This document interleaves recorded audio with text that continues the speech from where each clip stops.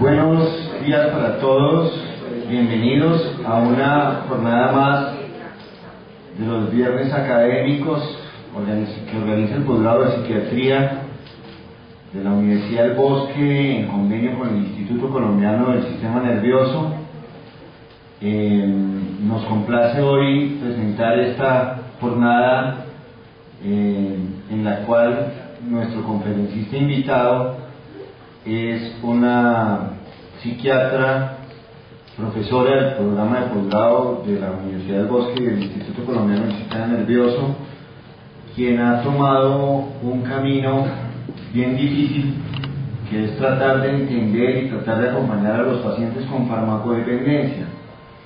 El título de la conferencia en el que nuestra conferencista es una experta hecha a base de la experiencia y del tiempo que ha dedicado al tema, es manejo del paciente farmacodependiente intoxicado. La doctora Ana María Bueno, como les contaba, además de ser médico y psiquiatra egresado del posgrado de la Universidad del Bosque, también es miembro del Instituto Colombiano del Sistema Nervioso hace ya más de un año. Entonces, bienvenida Ana María. Es muy rico presentar a los alumnos de uno ya cuando ya no son alumnos sino profesores en algunos temas, así que me enorgullece mucho que estés acá. Bienvenida.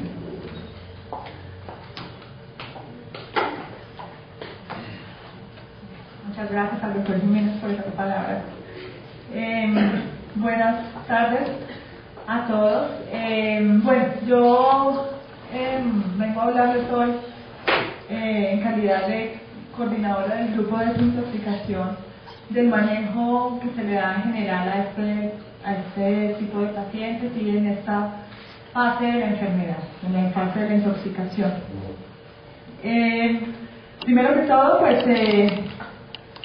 quería compartir con ustedes como más o menos cuáles pueden ser los escenarios donde uno puede encontrar este tipo de pacientes, que no solamente son en unas clínicas especializadas como estas, sino también pues, los centros de urgencias de los hospitales generales, casos en los que hay accidentes automovilísticos, casos en los que hay lesiones personales, por remisiones directas a instituciones especializadas, a estaciones de policía, llegan muchos pacientes intoxicados y cada vez más, como ustedes saben, los servicios comunitarios que están dentro de la red pues, del distrito y de la atención primaria en salud están recibiendo este tipo de casos y están pidiendo algún tipo de capacitación para el manejo de estos pacientes. Dentro de estos servicios comunitarios pues se incluyen todos los centros de escucha, centros de acogida, hogares de paso, comedores comunitarios, todos esos escenarios. Yo les hice algunas estadísticas con respecto a la relación de los servicios de urgencias y los pacientes intoxicados internacionalmente. Está este informe que yo presenté la semana pasada en el Congreso Nacional. Es un informe que presenta la Administración Americana para el Consumo de Drogas y la Salud Mental. Es un reporte que se llama el reporte Down. Y el último es este. El último refiere que durante el año 2010 4.9 millones de visitas a los servicios de urgencias estaban relacionadas por el consumo de sustancias. De ese 4.9 millones, 46.8% estaba relacionado directamente con usadores o abusadores de sustancias y 47.4% estaban relacionados con reacciones adversas a las sustancias. Reacciones adversas a las sustancias pueden ser intoxicaciones accidentales, intentos suicidas o interacciones medicamentosas.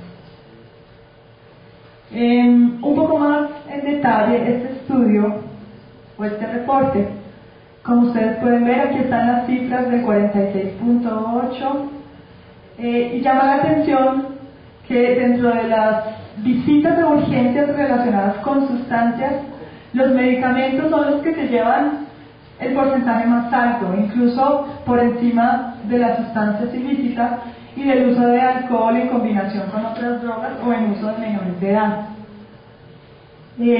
Dentro de las sustancias ilícitas más frecuentes, la cocaína era la más usada en esas visitas, después la marihuana y después la heroína. Y dentro de los medicamentos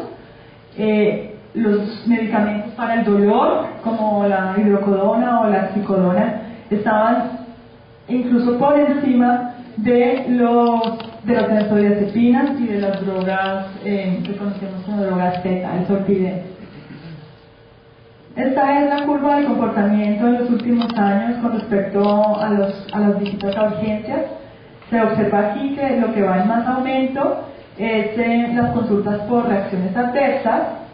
Se observa una curva que tiende también a estar en aumento con un poco menos de pronunciamiento para el uso de medicamentos, y una curva que tiende a permanecer estable, que es la curva del uso y abuso de sustancias psicoactivas.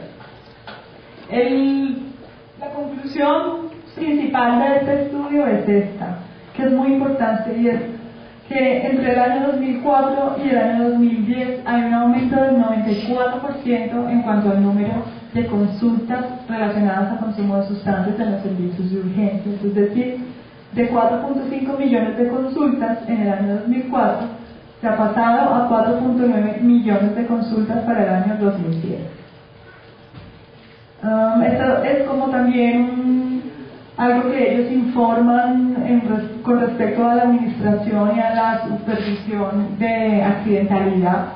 Ellos responsabilizan a la cocaína y a la marihuana en el 18% de las muertes por accidente vehicular, y reportan que en todos los accidentes personas menores de 35 años, el 6.8% eran positivos para marihuana. Esto en los Estados Unidos ha generado o ha llamado la atención, y han tratado como de mirar cómo abordan este tipo de poblaciones, a la población a la que llaman conductores problemas. Y es llamativo que ellos no han encontrado en este momento cuál es la intervención que realmente demuestre una efectividad en este tipo de población. Intervenciones breves, no ha sido demostrado nada, como en otro tipo de circunstancias de intoxicaciones. O sea que la recomendación en este momento que ellos dan para la población de conductores problema es la renuncia a especialistas. Bueno, y continuando con el tema de las estadísticas, pues en Colombia hay pocos datos. Desde 1990 más o menos se ha tratado de crear un sistema de vigilancia y de alarma con respecto a los servicios de urgencias y a las consultas por intoxicaciones, y estas son las instituciones que digamos que se han involucrado a manera de proyectos y digamos programas de investigación. La última se realizó en el año 2010 en el Hospital San Ignacio en un convenio con la UNODC y la Dirección Nacional de Estupefacientes. Bueno, digamos que la ayuda a los pacientes intoxicados puede empezar desde diferentes contextos. Cuando una persona quiere buscar ayuda puede recurrir a muchas instituciones, no necesariamente tiene que ser una clínica, un hospital. Estas son las que encontré, pues si alguien tiene algo que se le ocurra más, pues bienvenido. La red de clínicas y hospitales del distrito, existe una línea gratuita nacional de atención y orientación en drogas, y de eso mismo deriva una página en internet. La policía, pues como ustedes ya sabrán, es un actor muy importante siempre en todo lo que tiene que ver con pacientes intoxicados. La red de ambulancias, los médicos psiquiatras, también incluyen en algunos momentos médicos generales, toxicólogos, psicólogos, enfermeras, y como les había dicho, pues cada vez más agentes digamos entidades de la comunidad. Bueno, y para entrar un poco en materia con el tema de intoxicación, pues yo estuve buscando la definición más adecuada. Esta es la definición más general del concepto de intoxicación, como un conjunto de síntomas físicos o psicológicos producidos por el consumo agudo o crónico de una o más sustancias. Sin embargo, la Organización Mundial de la Salud tiene una definición muy amplia del tema de la intoxicación. La define como una condición que sigue a la administración de sustancias psicoactivas, resulta en un nivel alterado de conciencia, cognición, recepción, juicio, afecto, conducta. Las alteraciones están en relación con los efectos agudos farmacológicos y a las respuestas aprendidas frente a la sustancia psicoactiva. Resuelve con el tiempo, excepto si hay un daño de tejido u otras complicaciones. Entonces, digamos, esto quiere decir o implica aquellas complicaciones como trauma, como coma, broncoaspiración, convulsiones, que pueden, digamos, generar algún tipo de secuela en las personas. Es dosis dependiente y está influenciada por los niveles de tolerancia. Este punto es muy importante porque una persona que está consumiendo desde hace mucho tiempo, los síntomas que presenta al examen mental y los signos que presenta a la evaluación seguramente no son los mismos después de que lleva consumiendo mucho tiempo y seguramente no son tan floridos y tan llamativos por los fenómenos de tolerancia, pero eso no quiere decir que el paciente pues no esté en condiciones de intoxicación. Hay muchas maneras o muchas formas de encontrar a una persona intoxicada. ¿Cómo? Y eso lo preguntan mucho las familias. ¿En qué condiciones podemos llevar a la persona? ¿Tenemos que esperar a que deje de consumir? ¿La podemos llevar consumiendo? Entonces, la respuesta es que hay muchas. Uno puede encontrar en el servicio de urgencias un paciente que esté francamente intoxicado, seguramente extraído por su familia o por la autoridad, o el paciente que llega con un tipo de sintomatología mental relacionada al consumo, el paciente que esté psicótico, que esté deprimido, que esté con riesgo suicida, que esté muy agitado, es otro motivo de consulta. Los pacientes que llegan voluntariamente porque se están sintiendo muy mal por los síntomas de intoxicación y buscan ayuda también se presentan. Y otros tipos de causas, incluso algunas que ni siquiera están relacionadas con el consumo, como accidentes, o remisiones, pero pues también hay pacientes que consultan por dolores abdominales y están, digamos, en condiciones de intoxicación y algunas veces de dependencia. Bueno, en términos muy generales, yo dividí esta manera de ver un paciente de dos formas. El paciente que llega agudo, con los síntomas duros, como llama algunas personas de la literatura, el paciente que está psicótico, agitado, agresivo, que ha consumido muy recientemente, que no tiene, digamos, un juicio de realidad, el juicio de realidad está completamente perdido. Y está también el paciente subagudo, que es un paciente que es, digamos, capaz de sentarse a hablar con el doctor y hablar y se observa mucho más estable, pero hay que tener mucho cuidado o hay que tener los ojos bien abiertos con este tipo de pacientes porque igual pueden estar intoxicados. Entonces, aquí yo les voy a mostrar un poco sobre esto. ¿Cuáles pueden ser, digamos, esos signos de intoxicación que llaman a algunas personas blandos? O sea, que no son tan floridos, pero están. Entonces son pacientes que de pronto si uno indaga tienen fallas cinéticas, o el paciente está disfórico, si uno aborda ciertos temas, irritables, de alguna u otra manera está suspicaz, paranoide, está hablando rápido, tiende a hablar un poco más rápido, a pensar un poco más rápido, tiene cierta tendencia a la exaltación, está distraído, tiene algunos problemas en su coordinación motora y pues si uno los pone a realizar algunas pruebas de cálculo, abstracción, pues estas pruebas van a estar alteradas. Estos son los pacientes que no son tan claramente intoxicados. Entonces, ¿cuál es el manejo según las guías internacionales, principalmente el NIDA y las guías del Reino Unido, las guías NICE? El manejo es, digamos, biopsicosocial. Aquí yo traté de esquematizar el concepto de lo biopsicosocial en esta diapositiva. Desde lo biológico, pues obviamente es muy importante valorar el estado general del paciente, soportar la parte vital.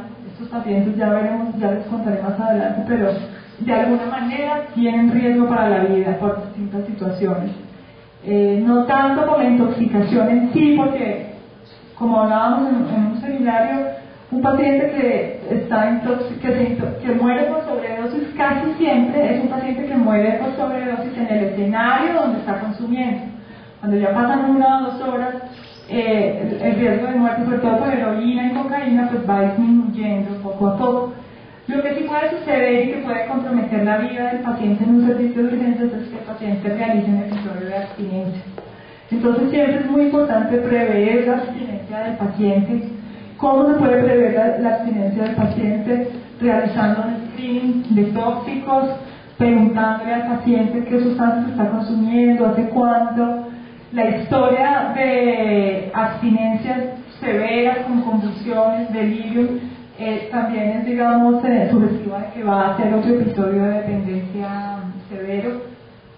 Hay que pedirle laboratorios como pruebas de función hepática, de velocidad de sedimentación globular, y todo el manejo que implique, digamos, la condición mental del paciente, si el paciente está psicótico, si el paciente está agitado, si tiene riesgo suicida, si necesita unidad de cuidado agudo, bueno, desde lo psicológico.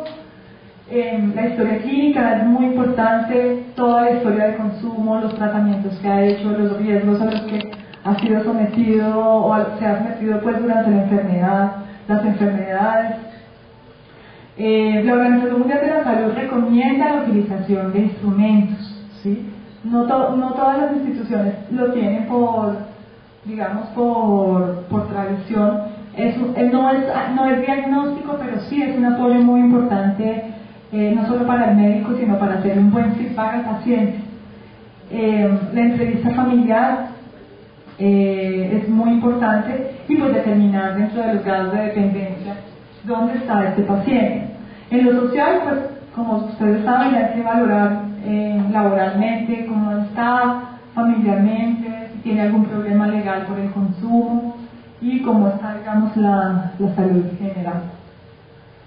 Los objetivos generales de un paciente hospitalizado en proceso de desintoxicación son los siguientes. Primero que todo, pues como les decía, tratar cualquier emergencia en estado agudo. Estos son pacientes que están en riesgo siempre de haber sufrido algún tipo de trauma, algún tipo de herida, de hacer sobredosis, de hacer abstinencias. Siempre hay que tener eso en cuenta. Es importante confirmar que el paciente está realmente consumiendo sustancias y qué sustancias está consumiendo. Para eso es muy importante la historia clínica. El examen físico es muy importante, revisar si tiene, digamos, fisuras en la mucosa nasal, si tiene pegante en la manga del saco, lugares de venopunción, ese tipo de cosas. Hay instituciones que no tienen como el hábito de mirarlas, pero son muy importantes porque pueden ser en un momento dado pues orientar mucho el manejo del paciente. Y pues realización de tóxicos en sangre o orina. Respecto a la historia clínica, digamos, esos son algunos detalles importantes. Siempre hay que evaluar uso de drogas, uso de medicamentos, uso de tabaco y uso de alcohol. Respecto al uso de drogas, es importante pues incluir desde qué edad empieza a consumir la persona, qué drogas ha consumido, cómo ha hecho las transiciones, con qué frecuencia consume, cuáles son los patrones de uso, se inyecta la droga, la inhala, dónde consigue la droga. Y con respecto al uso de alcohol, pues también evaluar la cantidad y la frecuencia, el patrón de consumo, cómo le consume, cada cuánto, si excede o no excede los niveles de consumo seguros, si presenta síntomas de dependencia. Otro objetivo importante, sobre todo en casos de personas que asisten por primera vez a urgencias, en casos de adolescentes, por ejemplo, es muy importante tratar. A veces no es fácil, pero sí tratar de determinar si estamos hablando de un caso de abuso o un caso de dependencia. Hay muchas maneras de lograr o tratar de hacer un acercamiento en este sentido. Ustedes pues saben que hay criterios de DSM-4, la entrevista clínica, lo más longitudinal que puede hacerse, ayuda mucho. También pues hay instrumentos. Yo de hecho puse aquí, les traje el famoso cuestionario de audit. Este es el que recomienda la Organización Mundial de la Salud para que sea aplicado casi en todos los niveles hoy en día. Es un cuestionario, como ustedes pueden ver, muy rápido. Incluso hay unas versiones más cortas, el Cage es más corto. Este es el que más recomienda la Organización Mundial de la Salud. Tiene una sensibilidad, una especificidad muy alta. Cuando este cuestionario arroja un resultado mayor de 20, pues estamos hablando de casos sugestivos de dependencia al alcohol. Esto es para el alcohol, el ABA. El ACIS es para el consumo de drogas ilícitas. Bueno, una vez determinado, en este caso estamos hablando del paciente farmacodependiente. Una vez determinado que el paciente tiene una dependencia, pues hay que mirar cómo se comporta esta dependencia, qué tanta prioridad le está dando la persona al consumo, cuánto tiempo le está invirtiendo al consumo, qué actividades ha sacrificado en favor del consumo, si cuando consume para o no para. Todo ese tipo son preguntas que orientan mucho, digamos, el diagnóstico. Otro objetivo importante, sobre todo para no excluir a los médicos de todos estos procesos, es y es la estabilización de síntomas físicos y mentales. Desde la parte de salud física, pues siempre es importante tener en cuenta todos los problemas que pueden darse por complicaciones por el uso de drogas, VIH, hepatitis B, hepatitis C, preguntarle al paciente si tiene inmunizaciones, antecedentes de sobredosis, de abscesos, de enfermedad hepática y salud sexual. También es muy importante pues descartar embarazos en mujeres, porque pues como ustedes saben el manejo es diferente. Y para la salud mental pues siempre estar digamos indagando sobre antecedentes de trastornos de personalidad, de trauma, de antecedentes de intentos de suicidio, depresión, ansiedad o comorbilidad psiquiátrica severa. Hay que mirar qué problemas está presentando el paciente, como les decía, tanto sociales, laborales o judiciales.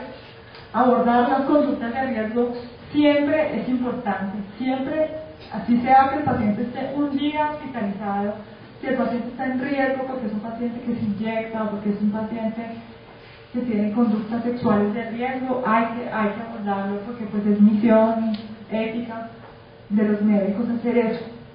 Determinar la necesidad de medicación y examinar la competencia del paciente para decidir ingresar o no a un tratamiento. Es decir, lo que yo quiero decir con esta diapositiva es que si el paciente no tiene absolutamente ningún síntoma o signo de intoxicación, como los que les mostré en las diapositivas anteriores, y el paciente no quiere hospitalizarse, pues no hay ninguna manera de obligarlo.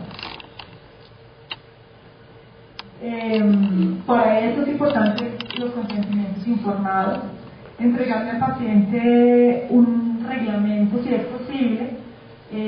Las guías NICE recomiendan que entre más estructurado tenga cada institución un programa para adicciones, mejor.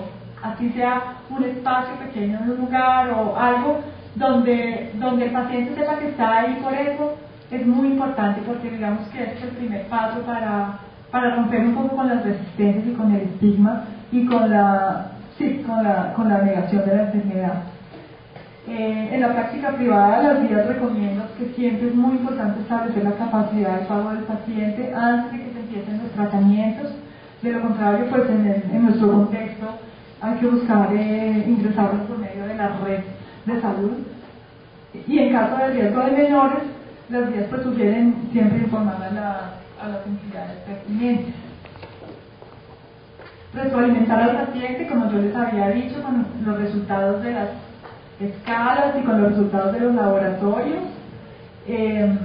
Evaluar cómo se comportan los síntomas sin el consumo. Eso es muy importante porque hay muchos pacientes que llegan psicóticos, agitados, y entonces muchas personas empiezan a suponer o pensar que de pronto estamos hablando de una esquizofrenia o de un trastorno bipolar, y pues solamente con un tiempo prudencial de hospitalización es que esas respuestas se empiezan a ver. Hay algunos cuadros que sí necesitan, como hablábamos la semana pasada, 4 meses y hasta 1 año para lograr hacerse diagnósticos de otras patologías, pero hay unos que en 2 semanas resuelven.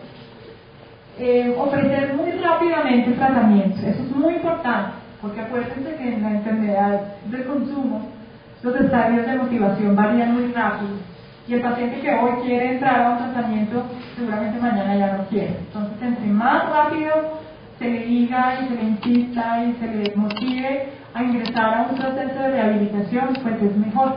Y ese es el otro punto de la diapositiva, que estas hospitalizaciones, por más cortas que sean, siempre deben ser utilizadas para explicarle al paciente que la desintoxicación no es el tratamiento, sino es simplemente una fase inicial. El tratamiento incluye mucho más tiempo y otro contexto. Bueno, las pautas generales del manejo de un paciente, digamos que lo que aplicamos acá y pues lo que recomiendan las guías. Primero que todo, en contra de lo que muchas personas creen y muchas familias tampoco saben, siempre hay que considerar que no necesariamente el ingreso de desintoxicación es voluntario. Hay estudios que dicen que cuando una familia presiona o de alguna otra manera le cierra ciertas puertas a algún paciente para forzarlo, entre comillas, a ingresar a un programa de rehabilitación, está relacionado con mejor tasa primero de retención, de retener pacientes, y segundo de pronóstico y de mantenimiento. La duración en general de estos procesos de desintoxicación, mientras pasan los síntomas de abstinencia o el riesgo de abstinencia y los síntomas de intoxicación, es de 2 a 3 semanas.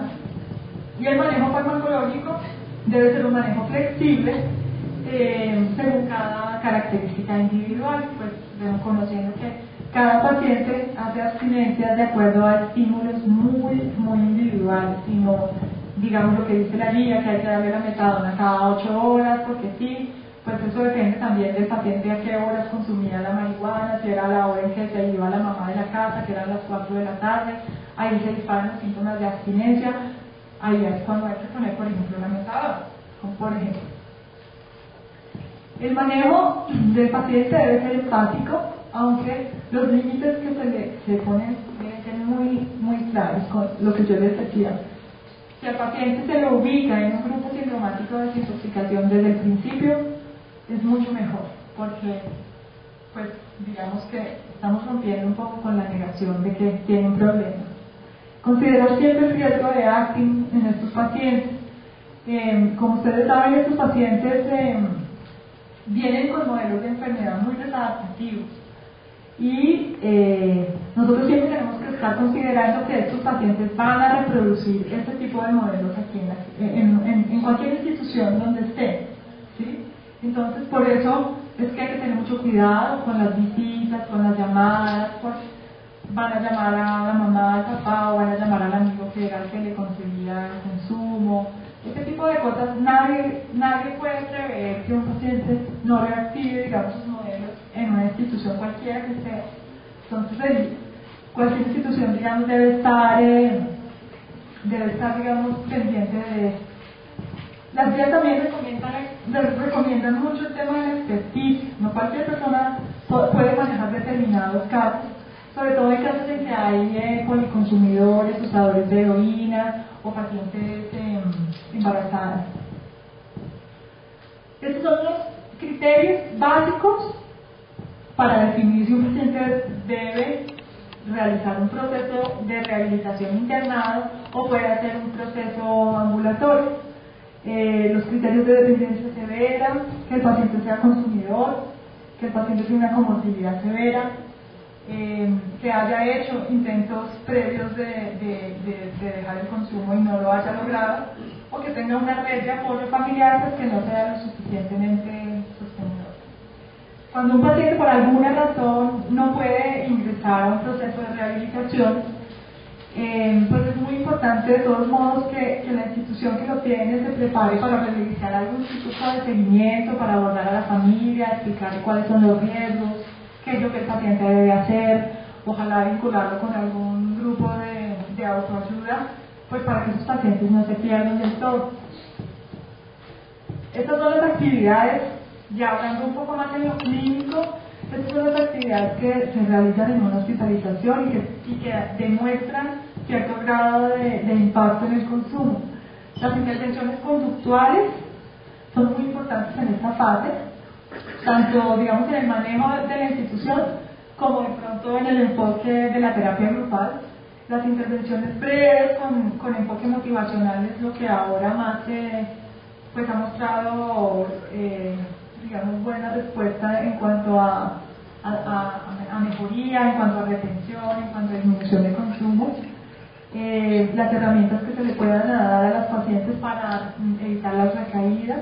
La psicoeducación es muy importante, este espacio para la psicoeducación es muy importante tanto para los pacientes como para las familias. Explicarles a las familias y al paciente que esto es una enfermedad, que es crónica, que es potencialmente mortal, que puede ir aumentando si no se hace un tratamiento, que el estigma es una de las grandes dificultades para hacer un buen tratamiento, la negación. Bueno, todas esas intervenciones son válidas en estos momentos de desintoxicación. Y las contingencias también han demostrado cierta eficacia para algunas sustancias específicas. ¿Quién debe brindar este tratamiento? Las guías recomiendan y hablan del concepto de una persona clave.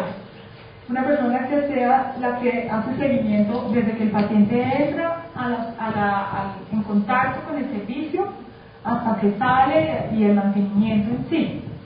Ellos recomiendan que en condiciones ideales debe ser un médico, pero pues como ustedes saben, por ejemplo aquí en este país eso no es tan viable, y entonces de hecho las guías también pues aprueban que no necesariamente tenga que ser un psiquiatra o un médico, puede ser una enfermera, un trabajador social, una madre comunitaria, en fin. Dice que esta modalidad ayuda a asegurar la atención adecuada y la evolución acertada del plan de tratamiento. Las guías dicen lo siguiente: el psiquiatra o médico general, tanto en la atención primaria y secundaria, debe liderar las intervenciones farmacológicas, sus cambios y conducir las necesidades de salud. Esto quiere decir que, así sea algún proceso de atención primaria, siempre debe haber un acompañamiento por parte del médico.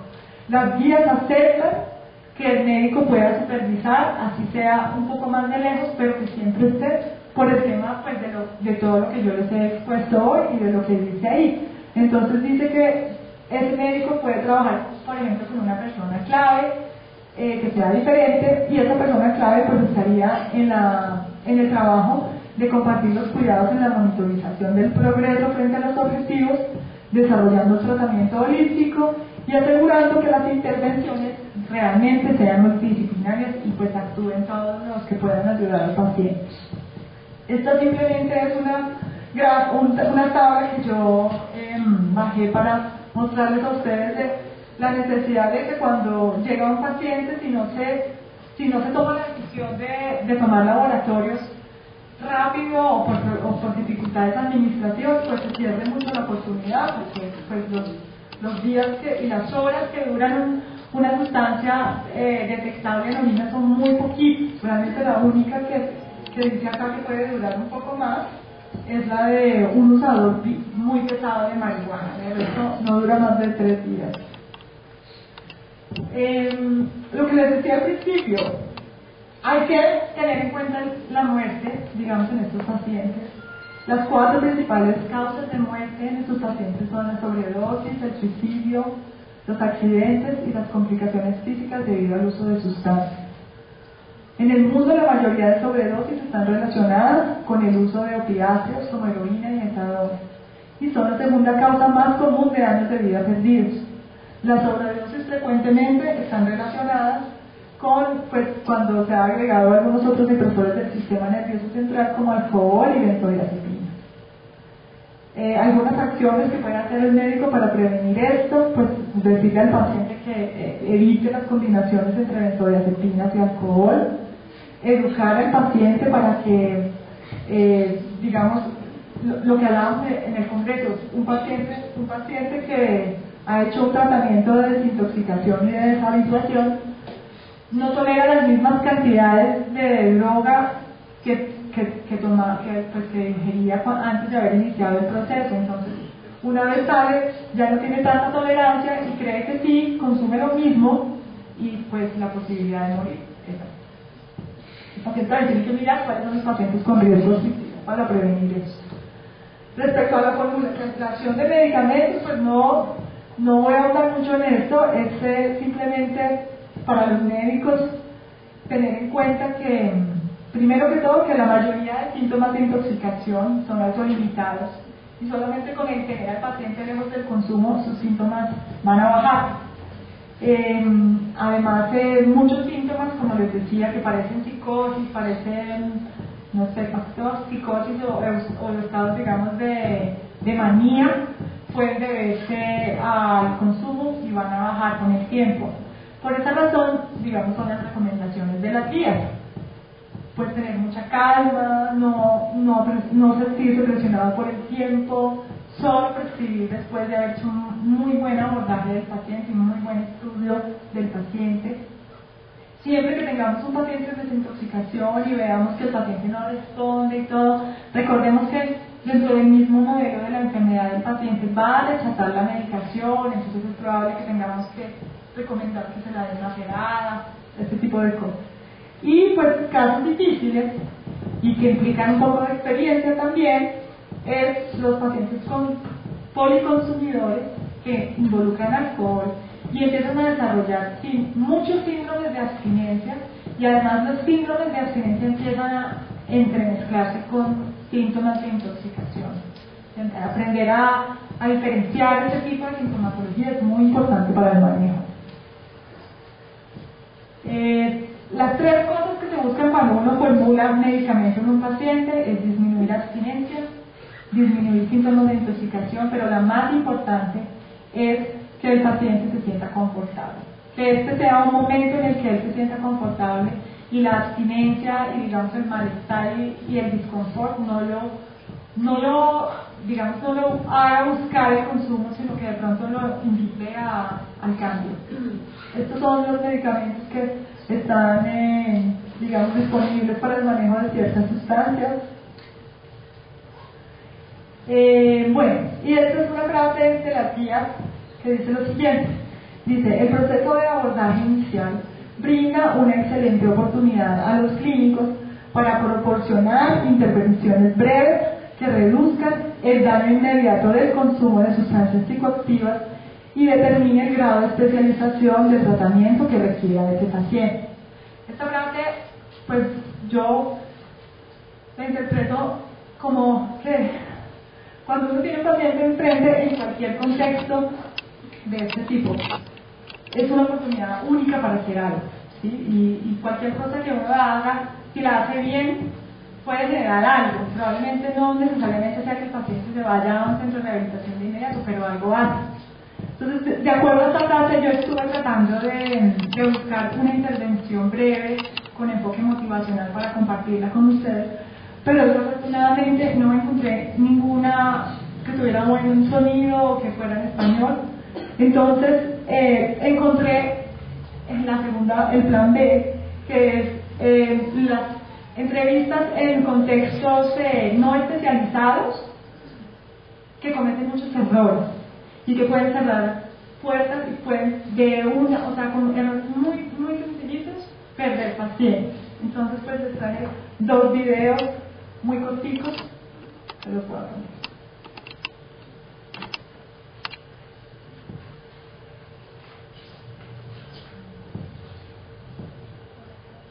¿Así? Hola. Hola. ¿Cómo es su nombre? Carlos Rodríguez. ¿Usted no está ahí, no? No, yo tengo urgencias. ¿Esto es lo que pasa? ¿No puede visitar? No sé, yo me encontraba mal y no fui a trabajar y venía todo muy complicado.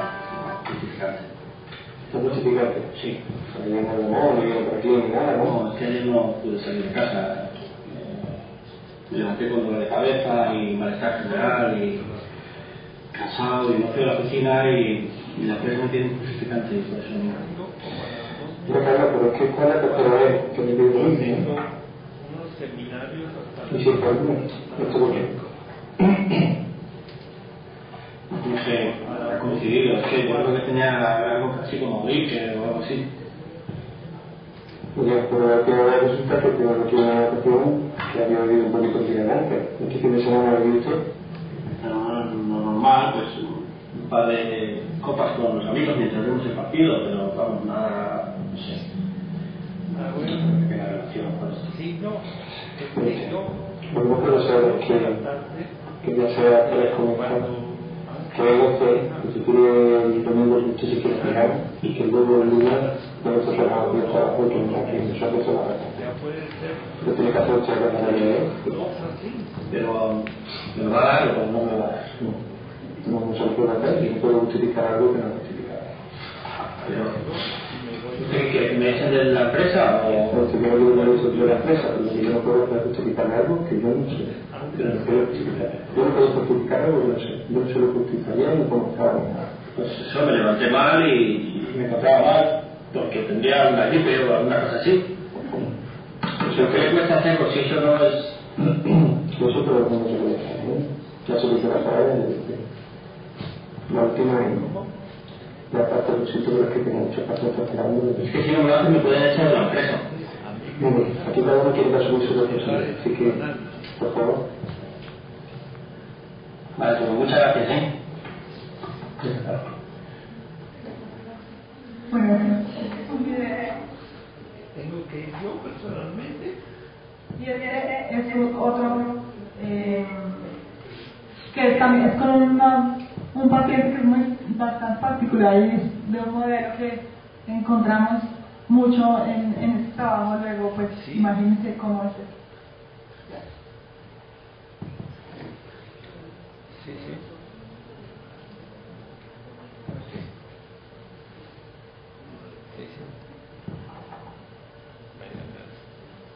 Siguiente. Hola, buenas tardes. ¿Qué tal? Hola, buenas. ¿Qué tal? Yo soy los informes de los análisis que me mandaste la semana pasada. Muy bien. Antonio González. Sí. Un análisis pasado. Tenía un problema de estómago, ¿no? Sí, tengo unos dolores últimamente de las comidas. Sí. Están usando. Muy bien. Vamos a ver usted.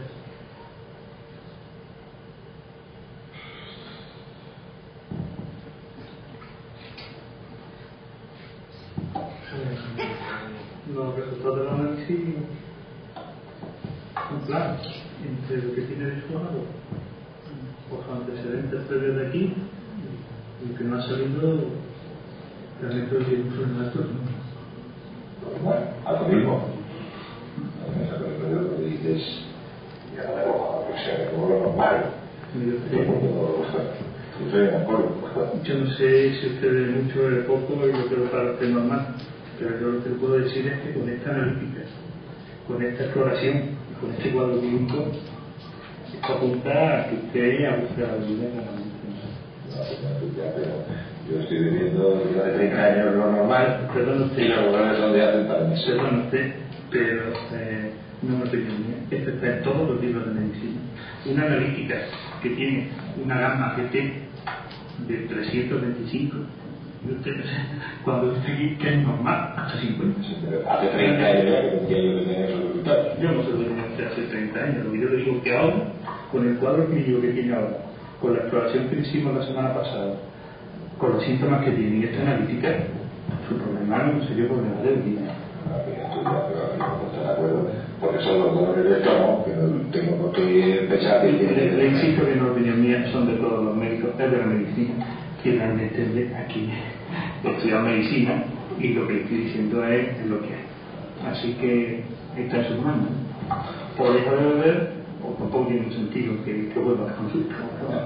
Sí,